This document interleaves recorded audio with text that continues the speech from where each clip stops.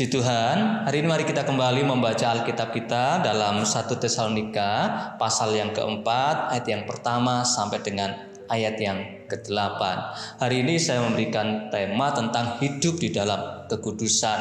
Kalau Bapak Ibu sudah membaca dalam 1 Tesalonika 4 ayat 1 sampai 8, Paulus mengajarkan tentang kekudusan, tentang standar moral yang benar di hadapan Tuhan.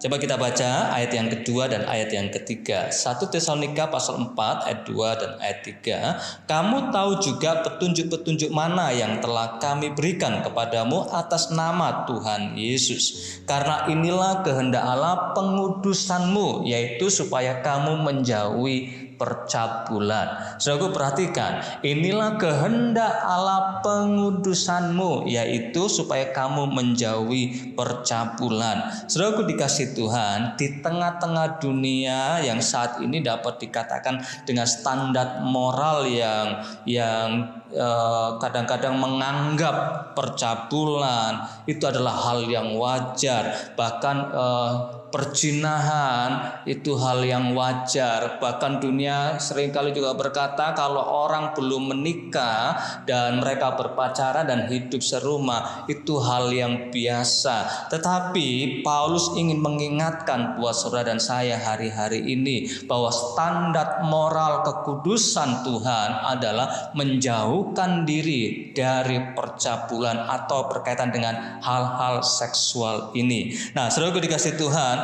moral kekristenan tidak mengikuti apa yang ada dalam dunia ini, tetapi moral kekristenan mengikuti standar kekudusannya Tuhan. Dan Paulus dalam pasal yang keempat ayat pertama sampai ke-8 ini mengajarkan hidup di dalam kekudusan, dalam secara khusus berkaitan dalam kekudusan seksual. 1 Tesalonika 4 ayat yang keempat, 1 Tesalonika pasal 4 ayat yang keempat, supaya kamu masing-masing mengambil seorang perempuan menjadi istrimu sendiri dan hidup di dalam pengudusan dan penghormatan. Perhatikan sekali lagi, masing-masing kamu, katakan firman Tuhan katakan melalui Paulus, supaya mengambil seorang perempuan menjadi istrimu sendiri dan hidup di dalam pengudusan dan penghormatan.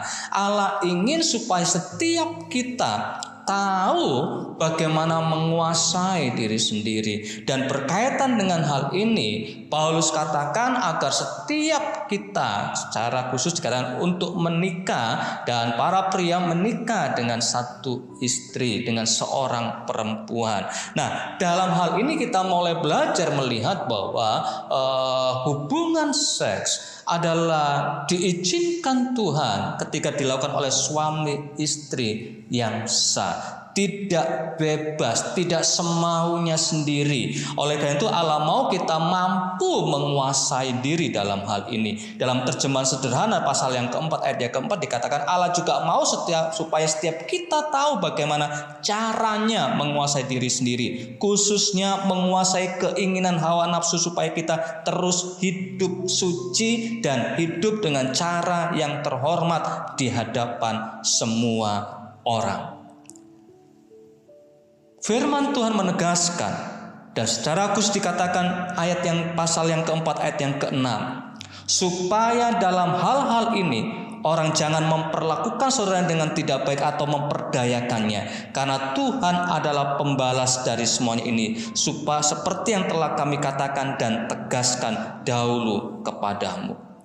Kebebasan seksual sebelum pernikahan merupakan tindakan pencemaran dan merupakan tindakan merampas kekudusan atau tidak hidup dalam kekudusan dan tidak hidup dalam kemurnian sebagaimana yang Allah kehendaki. Oleh karena itu saudara yang dikasih Tuhan, hari-hari ini karena Allah telah menolong kita, Allah telah menyelamatkan kita, Allah memberikan kekuatan kita dan memungkinkan untuk kita hidup dalam kebenaran. Izinkan kekuatan Allah, kuasa Allah menuntun saudara hidup dalam roh dan mulai hidup dalam kebenaran ini.